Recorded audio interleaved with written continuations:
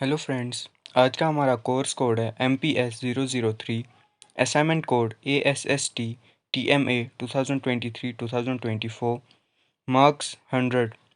India democracy and development tutor marked assignment. Answer 5 questions in all, selecting at least 2 questions from each section. Each question is to be answered in about 500 words. Each question carries 20 marks.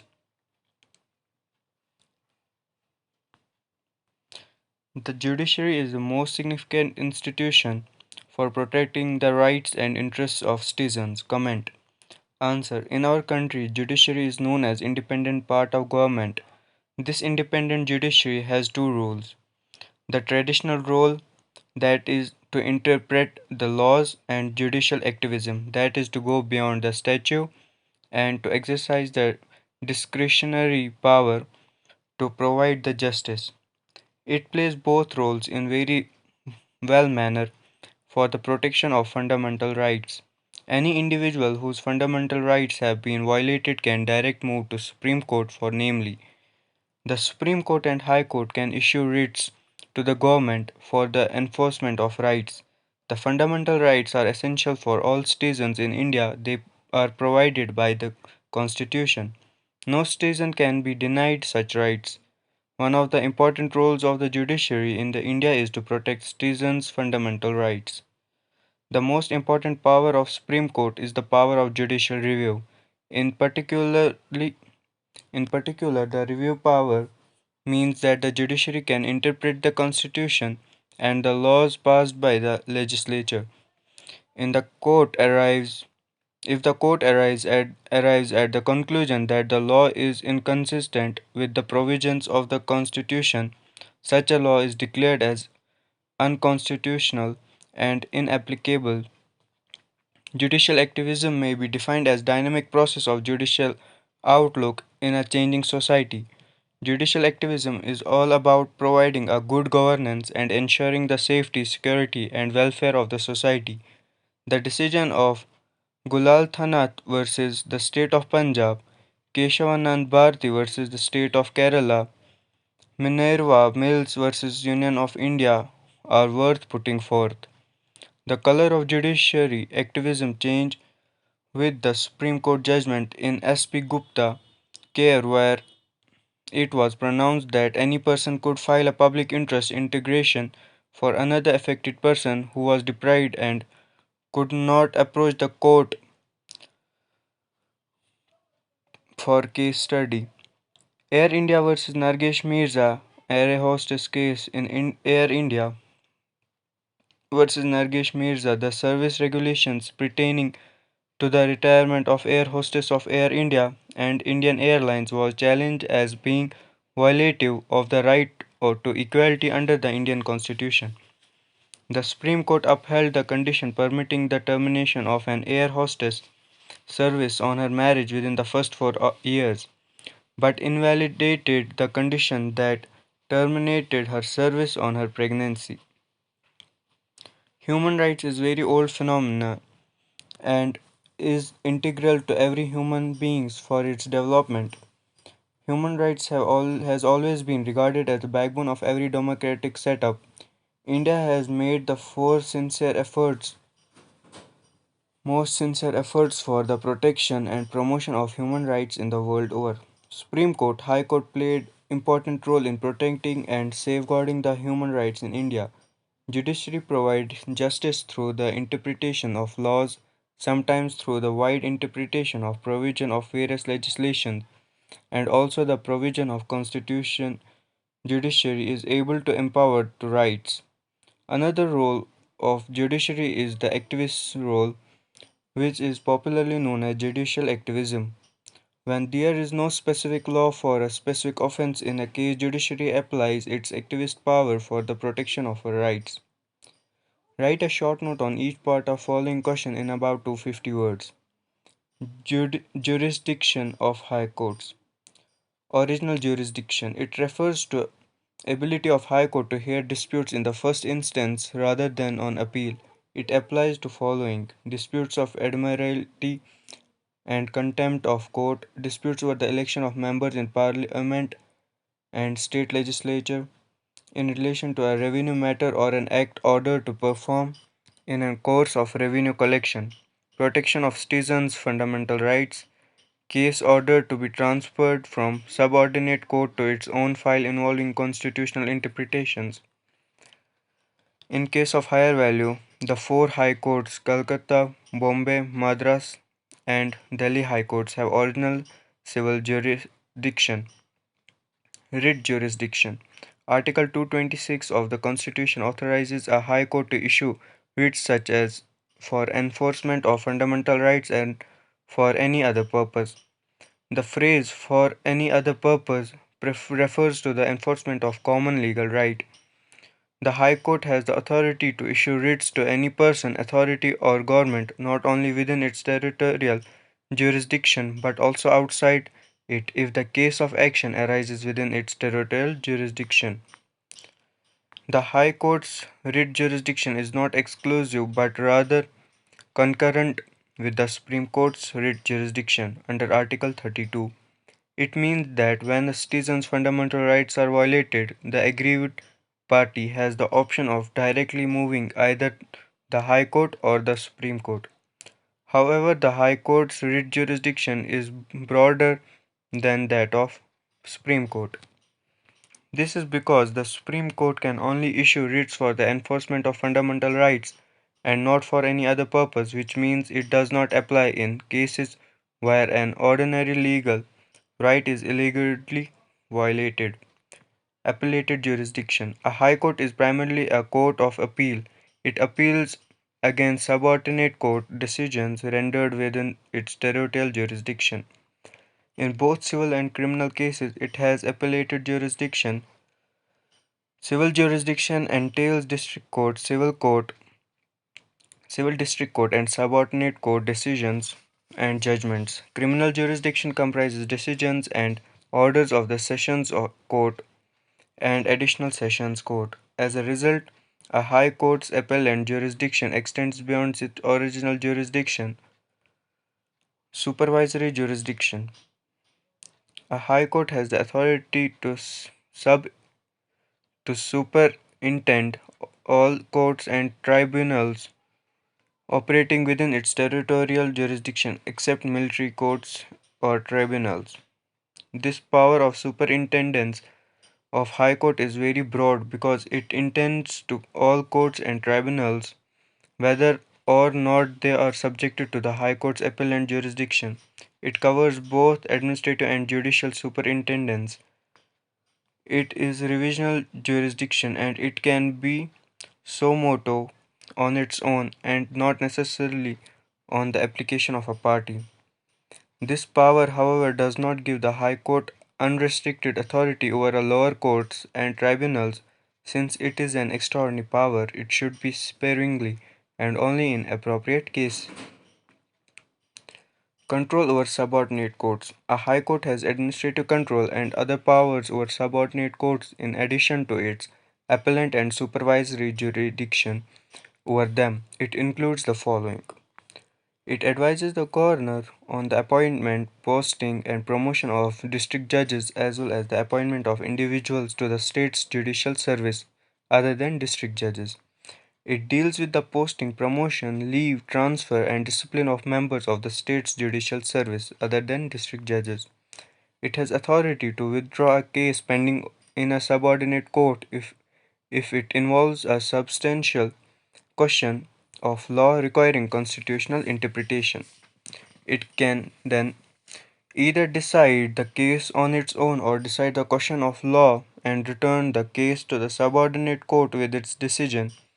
Its law is binding on all subordinate courts operating within its territorial jurisdiction in the same way that the Supreme Court's decision is binding on all courts in India. A court of record. A high court has two power as a court of record.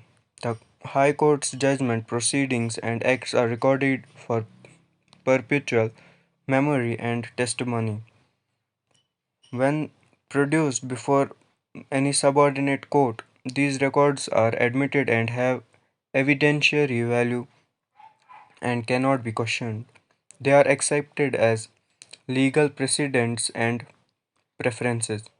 It has the authority to punish for contempt of court with simple imprisonment, a fine, or both.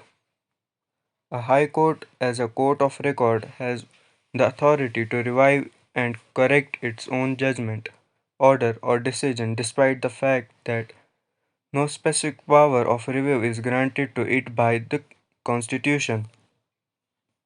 The Supreme Court, on the other hand, has been expressly granted review power by the Constitution. The power of judicial review. Judicial review refers to High Court's authority to examine the constitutionality of legislative acts and executive orders issued by the both central and state governments. If they are found to be in violation of Constitution, ultra vires, the High Court can declare them illegal, unconstitutional, and invalid, null and void. As a result, the government cannot enforce them.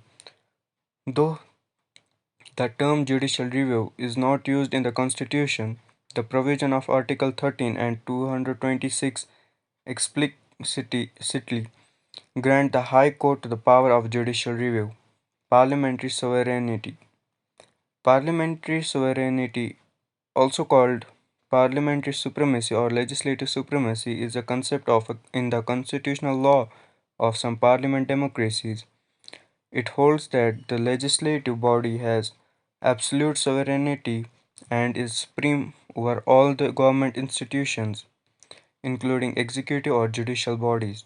It also holds that the legislative body may change or repeal and previous legislation, and so it is not bound by written law, in some cases not even a constitution or by precedent.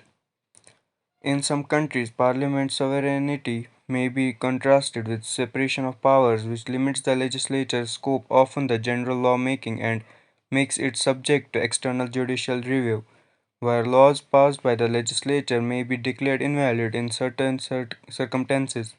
However, in such countries, the legislative bodies still remain the sovereignty by the possibility to alter the constitution, which usually requires greater majority, often 2/3 of votes instead of 1/2. Under the federal system, neither the states nor the federal parliament in Australia have true parliamentary sovereignty. The Commonwealth Parliament is created by the federal constitution and only has enumerated powers. Each state's legislative power is inherent but restrained by the federal constitution, the relevant state constitution, and the Commonwealth powers. Nevertheless, in the Australian context, parliamentary supremacy is used contextually as a term and has two meanings. One is that Parliament, the legislature, can make and unmake any law. Another meaning is that as long as Parliament or legislature has the power to make laws regarding a subject matter, the exercise of that power cannot be challenged or reviewed by the judiciary.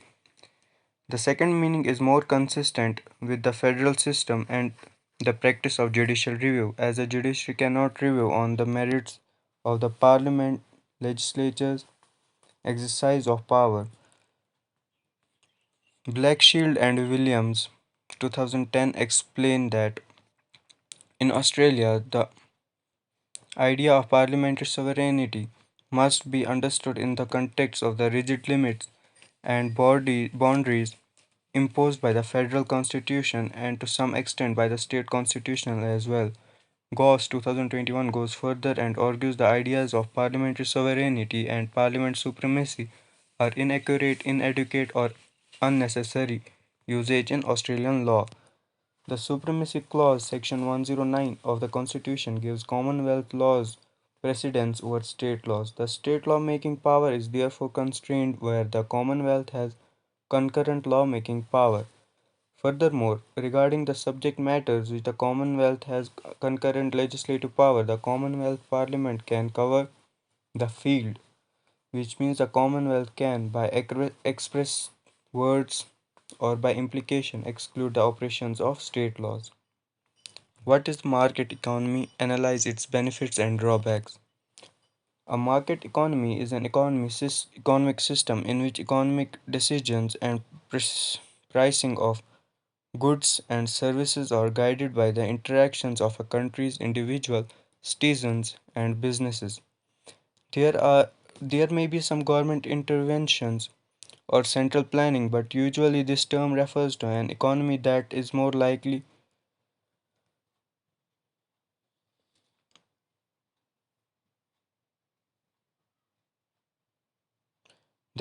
market oriented in general. In market economy, the most economic decision making is done through voluntary transactions according to the laws of supply and demand. A market economy gives entrepreneurs the freedom to pursue profit by creating outputs that are more valuable than the inputs they use up. The and free to fail and go out of business if they do not.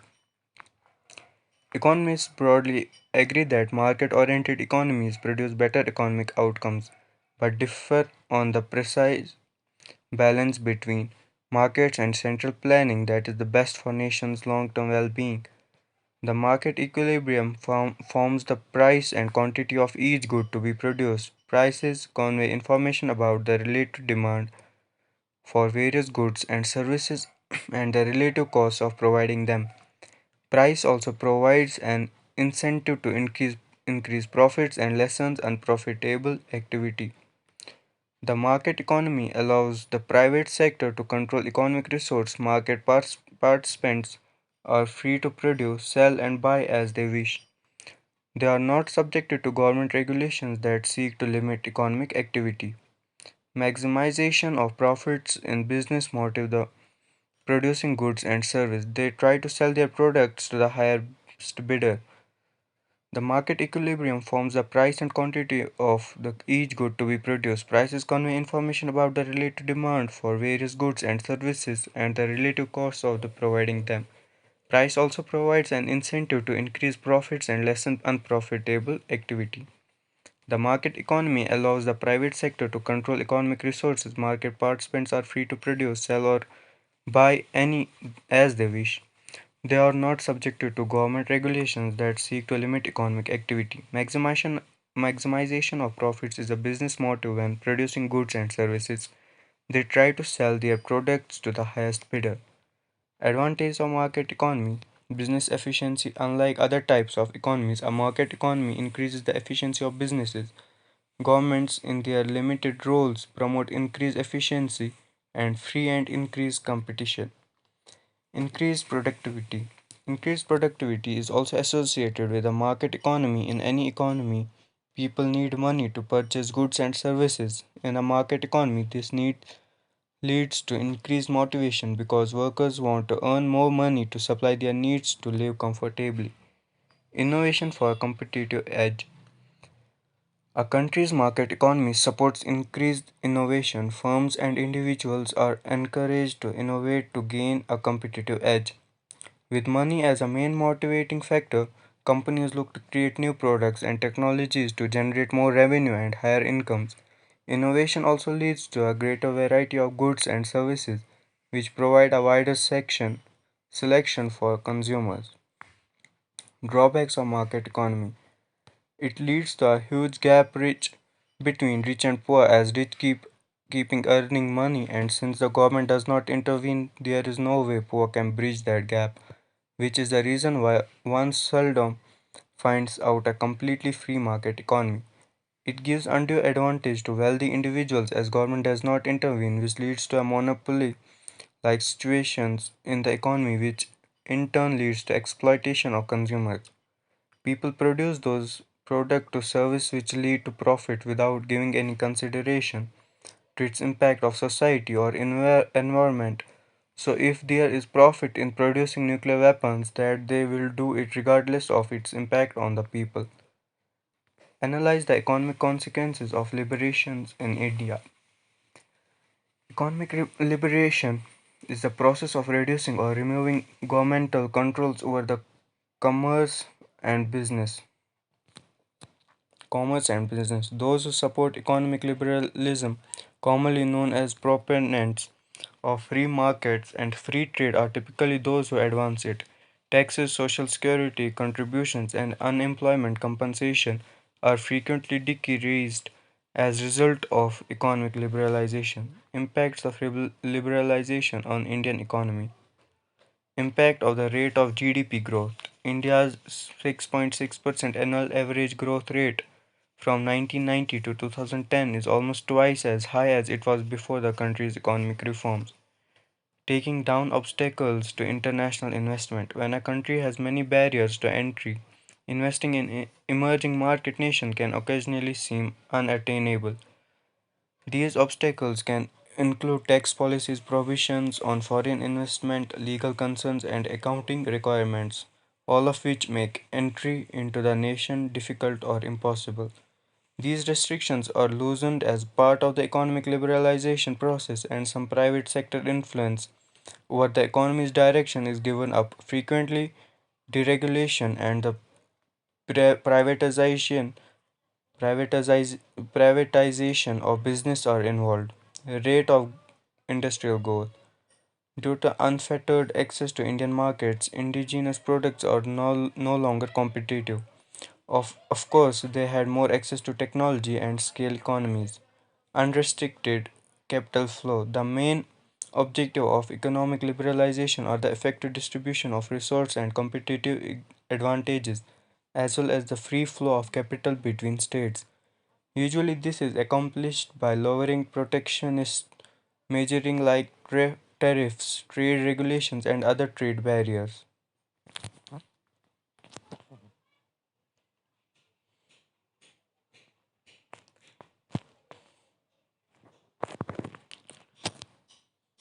It becomes less expensive for businesses to access capital from investors due to increased capital flow into the nation.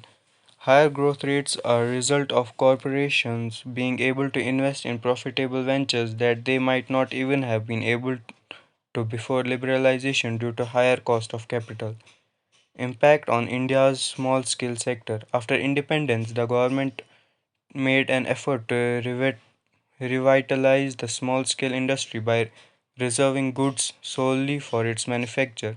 The list of restricted commodities was significantly reduced as a result of liberalization, and many new industries were made accessible to large corporations.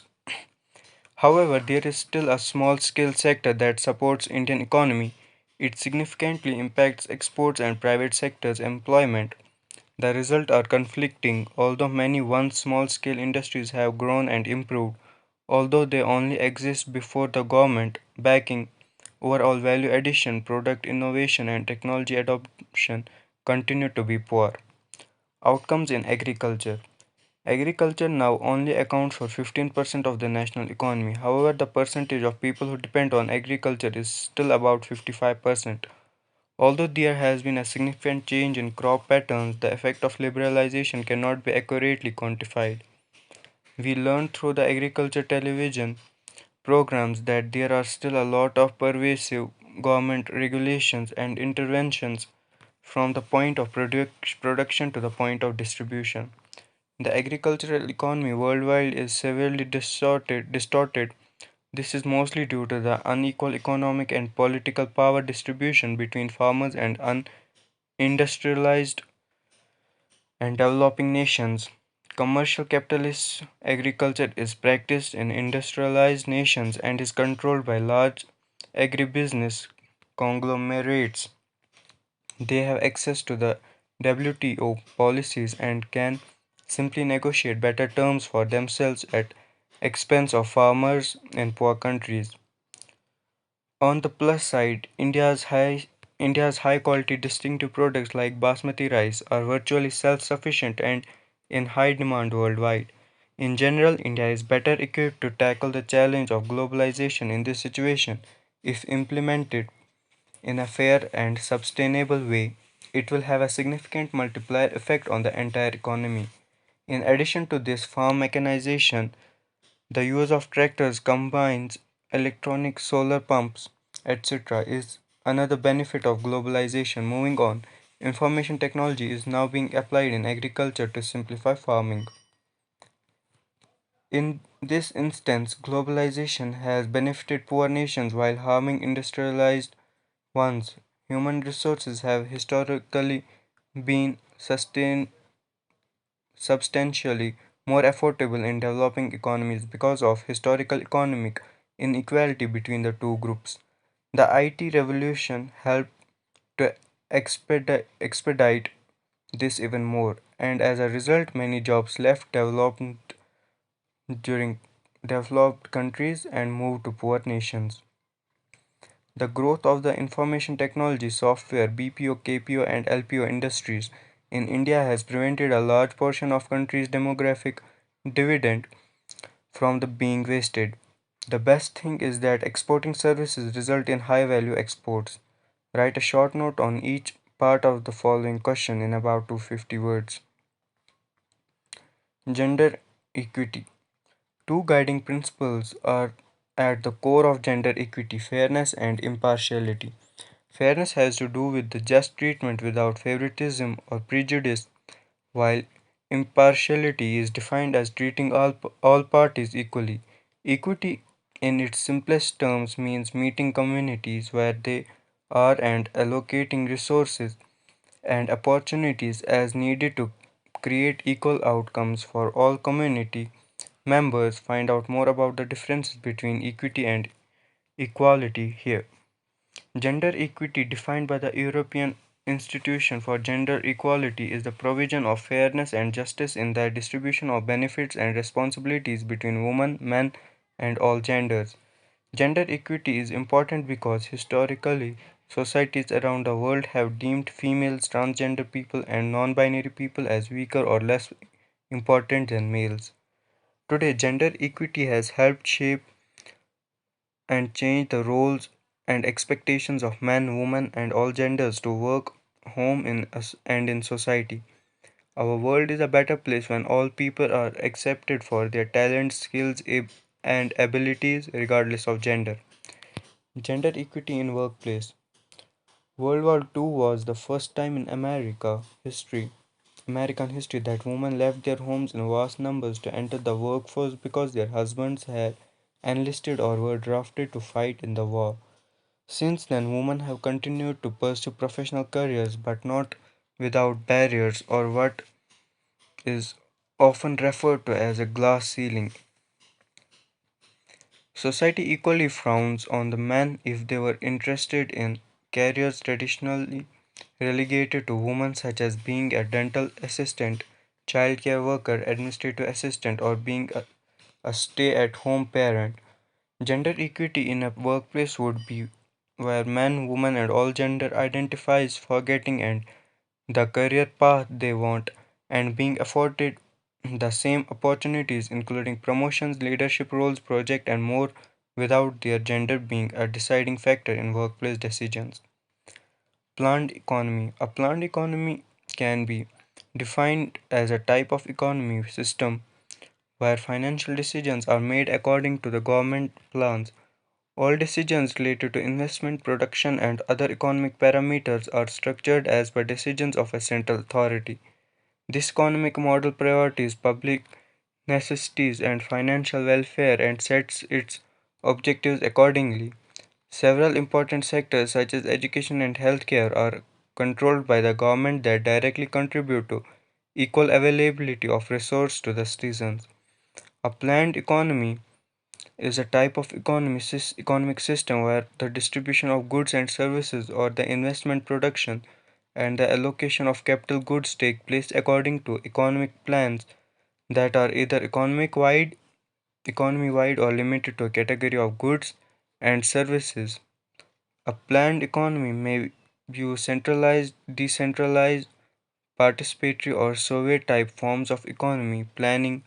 The level of centralization or decentralization in decision making and participation depends on the specific type of planning mechanism employed.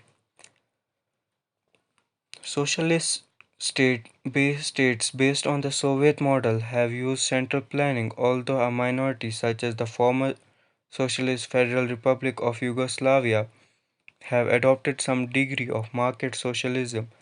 Market abolitionist socialism replaces market with direct calculation as the mean to coordinate the activities of the various socially owned economic enterprises that make up the economy. More recent approaches to socialist planning and allocations have come from some economists and computer scientists proposing planning mechanisms based on advances in computer science and information technology. Planned economies contrast with unplanned economies, specifically market economies, where autonomous firms operating in the markets make decisions about production, distribution, pricing, and investment. Market economies that use indicative planning are variously referred to as planned market economies, mixed economies, and mixed market economies. A command economy follows an administrative command system and uses Soviet type economic planning, which was characteristic of a Soviet Union and Eastern Bloc before most of these countries converted to market economies.